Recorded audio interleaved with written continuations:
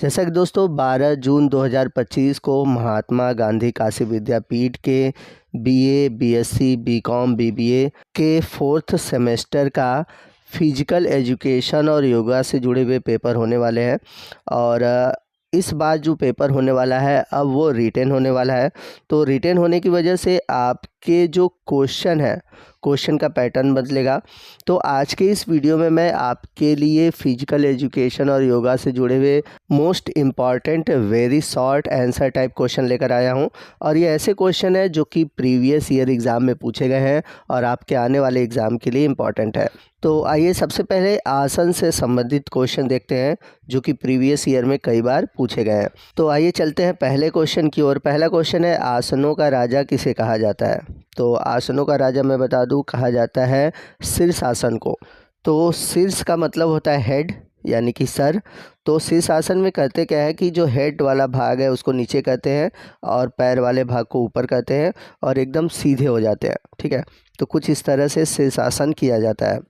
दूसरा क्वेश्चन है, आसनों की रानी किसे कहा जाता है? तो आसनों की रानी कहा जाता है सर्वांग आसन को। तो ये दोनों बहुत ही इंपॉर्टेंट क्वेश्चन है। तो सर्वांग आसन कुछ इस तरह से होता है जिसमें कि नीचे का जो रीजन है, जिसमें कि हेड और वक्ष वाले भाग को थोड़ा सा मोड़ दिया जाता है, फिर उसके बाद जो ऊपर वाला पार्ट है उसको 90 डिग्री पर कोण बनाते हैं। तो ये कहलाता है सर्वांग आसन। तो सर्वांग आसन को बोला जाता है आसनों की रानी। तो इम्पॉर्टेंट क्वेश्चन है, आप पोज भी देख सकते हैं, कुछ इस तरह से होता है। क्वेश्चन नंबर 3 है, सूर्य नमस्कार में आसनों के कितने चरण होते हैं? और ये क्वेश्चन प्रीवियस ईयर में कई बार रिपीट हुआ है, तो इस क्वेश्चन को तो आप ज़रूर याद रखिएगा। तो सूर्य नमस्कार आसन में कुल 12 चरण होते हैं। क्वेश्चन नंबर 4 है, चंद्र नमस्कार के अंतर्गत कितने आसन किए जाते हैं? तो चंद्र नमस्कार के अंतर्गत कुल 14 आसन किए जाते हैं। क्वेश्चन नंबर 5 है, कौन सा आसन खाना खाने के बाद किया जाता है? तो आपको बता दें कि जो वज्रासन है इसको खाना खाने के बाद किया जाता है। तो कुछ इस तरह से वज्रासन किया जाता है जिसका इमेज आप देख सकते हैं।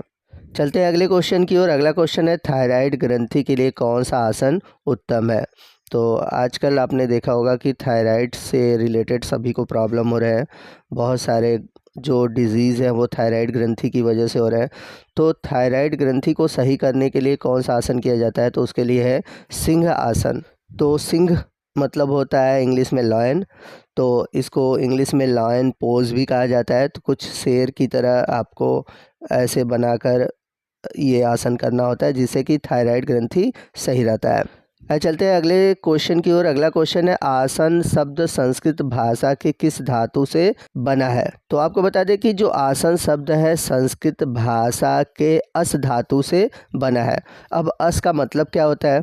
तो अस धातु का मतलब होता है बैठना या मुद्रा बनाना। तो आसन शब्द जो है ये योग और शरीर की मुद्रा से जुड़ा है और यह मूल रूप से बैठने या मुद्रा बनाने के कार्य को दर्शाता है। चलते हैं अगले क्वेश्चन की ओर। अगला क्वेश्चन है, कौन सा आसन नौका के समान होता है? तो सिंपल सी बात है कि नौका के समान जो आसन होता है उसको हम बोलते हैं नौकासन, जिसे इंग्लिश में बोला जाता है बोट पोज। ठीक है, तो कुछ इस तरह से बोट पोज किया जाता है और इसी का विपरीत है, यानी कि नौकासन का विपरीत एक ये भी आसन है जिसको करते हैं, तो ये भी नौकासन में ही आता है। अगला क्वेश्चन है, कौन सा आसन हनुमान आसन कहलाता है? तो वीर आसन को हम हनुमान आसन के नाम से भी जानते हैं। तो इसे आप देख सकते हैं, इसी को हनुमान आसन या फिर मंकी पोज कहते हैं। अगला क्वेश्चन है, कौन सा आसन हल के समान होता है? तो नाम से ही क्लियर हो रहा है, हल आसन। ठीक है, तो हल आसन कुछ इस तरह से होता है, आप देख सकते हैं। आइए चलते हैं योग से जुड़े हुए प्रश्नों की ओर। तो योग से जुड़ा हुआ पहला जो मोस्ट इम्पॉर्टेंट क्वेश्चन है और बहुत बार पूछा जाता है, तो पहला क्वेश्चन है, सर्वप्रथम अंतर्राष्ट्रीय योग दिवस कब मनाया गया था? तो आपको बता दें कि प्रति वर्ष जो है 21 जून जो कि आने वाला है उस दिन अंतर्राष्ट्रीय योग दिवस मनाया जाता है और ये सबसे पहले मनाया गया था 21 जून 2015 को। तो दूसरा क्वेश्चन भी यही पूछा हुआ है कि अंतर्राष्ट्रीय योग दिवस कब मनाया जाता है? तो जैसा कि मैंने बताया कि 21 जून को अंतर्राष्ट्रीय योग दिवस मनाया जाता है। अगला क्वेश्चन है, योग का जन्मदाता देश कौन सा है? तो योग का जन्मदाता देश है भारत और योग का जो आदि गुरु है वो कहा जाता है महादेव शिव शंकर को। तो बहुत इंपॉर्टेंट क्वेश्चन है, ये भी क्वेश्चन बनता है और लेकिन हम लोग इसका आंसर गलत करके आते हैं। अगला क्वेश्चन है अष्टांग योग के प्रवर्तक कौन है। बहुत ही इंपॉर्टेंट क्वेश्चन है दोस्तों, ये कई बार रिपीट हुआ क्वेश्चन है। तो अष्टांग योग के जो प्रवर्तक है वो है महर्षि पतंजलि। अगला क्वेश्चन है योग शब्द की उत्पत्ति किस भाषा से हुई है। तो अभी आपने पीछे देखा था जो योग है, आसन है, ये सभी संस्कृत शब्द से बने हुए हैं। तो योग शब्द की जो उत्पत्ति हुई है संस्कृत भाषा से हुई है, लेकिन संस्कृत भाषा के किस धातु से हुई है ये भी क्वेश्चन पूछा जाता है। तो आसन का जैसे था अश, उसी तरह योग का है युज। तो योग शब्द की जो उत्पत्ति हुई है वो युज धातु से हुई है। अब युज का अर्थ क्या होता है। युज का मतलब होता है जुड़ना, मिलना या फिर एकजुट होना। चलते हैं अगले क्वेश्चन की ओर। अगला क्वेश्चन है अष्टांग योग के कितने अंग हैं। तो जैसा कि नाम में भी है अष्ट, अष्ट का मतलब क्या होता है 8। तो आप ऐसे भी याद कर सकते हैं कि जो अष्टांग योग है उसमें कुल 8 अंग हैं। योग से जुड़ा हुआ अगला क्वेश्चन है पतंजलि योग दर्शन में सूत्रों की संख्या कितनी है। तो पतंजलि योग दर्शन में सूत्रों की कुल संख्या है 195 यानी कि 195। योग से जुड़ा हुआ कुछ और भी इम्पॉर्टेंट क्वेश्चन है, आइए वो भी देख लेते हैं। तो पहला क्वेश्चन है योग कर्म सुकौशलम, ये कहाँ से लिया गया है। तो योग कर्म सुकौशलम ये लिया गया है भगवत गीता से। अगला क्वेश्चन है योग चित्त वृत्ति निरोध किसने कहा है।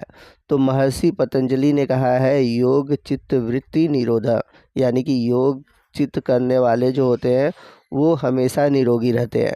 अगला क्वेश्चन है योग की अंतिम अवस्था क्या कहलाती है। तो योग की जो अंतिम अवस्था होती है वो कहलाती है समाधि। बाकी पीछे ये क्वेश्चन हमने किया हुआ है, जैसा कि मैंने बताया था कि सर्वप्रथम योग दिवस कब मनाया गया था। तो ये मनाया गया था 21 जून 2025 को। योग का जन्मदाता देश कौन सा है। अभी हमने देखा है योग का जो जन्मदाता देश है वो है भारत। तो दोस्तों ये था हमारा आज का वीडियो जो कि आसन और योग से जुड़ा हुआ था। और भी इम्पॉर्टेंट क्वेश्चन है। इसके अलावा आने वाले दिनों में मैं चाहूँगा कि आपके लिए और भी इस पेपर से जुड़े हुए मॉडल पेपर प्रोवाइड करूँ। आपके कॉलेज में किस तरह से पैटर्न होने वाला है, आपकी यूनिवर्सिटी में रिटन होने वाला है या MCQ, आप हमें कमेंट करके बताइएगा। लेकिन जो भी स्टूडेंट महात्मा गांधी काशी विद्यापीठ के हैं उनके लिए मैं बता दूं कि आपके पेपर जो होंगे फिजिकल एजुकेशन और योगा के वो रिटन होंगे। और आने वाले दिनों में मैं रिटन एग्ज़ाम से रिलेटेड जो मॉडल पेपर है वो आपको प्रोवाइड कराऊंगा। तो आपको आज का ये वीडियो कैसा लगा कमेंट करके ज़रूर बताइएगा। वीडियो अच्छा लगा हो तो प्लीज़ वीडियो को लाइक करिएगा, अपने दोस्तों में शेयर कीजिएगा। मिलते हैं अगले वीडियो में अगले टॉपिक के साथ, तब तक के लिए जय हिंद, जय भारत।